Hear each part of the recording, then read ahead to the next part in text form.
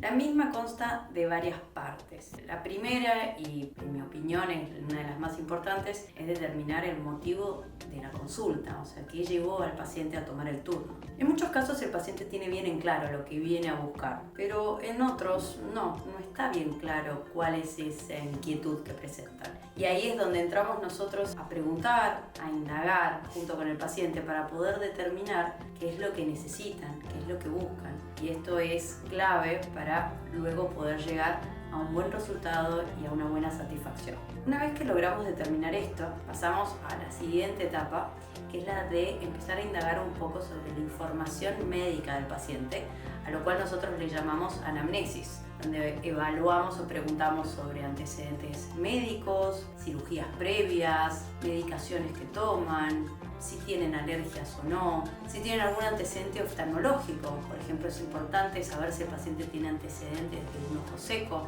porque va a tener cierta implicancia luego en su plan quirúrgico.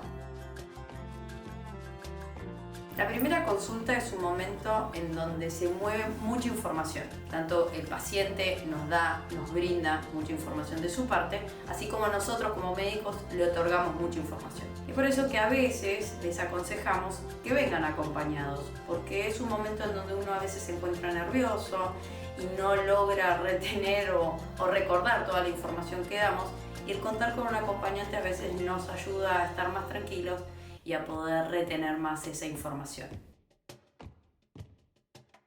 Luego pasamos a la revisión médica.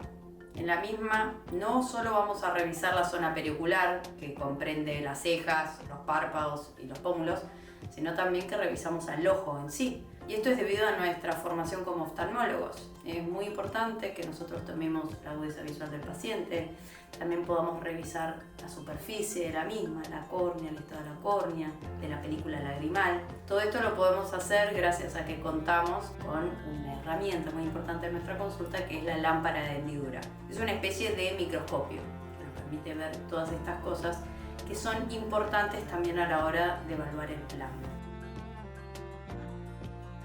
Por último llega la etapa de la asesoría. Muchas veces los pacientes llegan a la consulta con un plan quirúrgico en mente, sin lograr identificar verdaderamente cuáles son sus necesidades. Y es ahí donde entra nuestra experiencia, nuestra asesoría, donde a través de la información que ellos nos brindan y la evaluación que nosotros hacemos, logramos armar un plan quirúrgico que se adecue a la perfección a sus necesidades y así poder lograr resultados excelentes. A veces solemos pedirle a los pacientes que traigan fotos de años anteriores.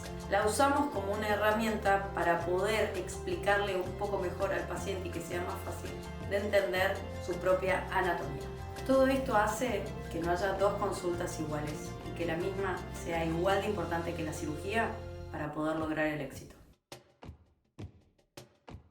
Para los pacientes que viven en otras provincias o en el exterior, contamos con la forma de consulta virtual. El tipo de especialidad que hacemos nos permite poder ir avanzando bastante en el proceso de la consulta sin la necesidad de la presencialidad. ¿Qué discutimos en este tipo de consultas? El motivo por el cual toman el turno, las inquietudes que tienen. Podemos averiguar antecedentes personales, médicos, también podemos contarles un poco sobre las alternativas de tratamiento y demás. Obviamente hay que tener en cuenta que las consultas virtuales son consultas que luego necesitan de ser avaladas por una consulta presencial antes de ir a una cirugía. En la consulta presencial lo que uno termina de hacer es terminar de definir el plan y de revisar al paciente. Tomar agudeza visual, evaluar al paciente en la lámpara de hendidura para evaluar su superficie ocular, película lagrimal, etc. Pero es una buena herramienta y una buena alternativa para aquellos que no viven en Buenos Aires.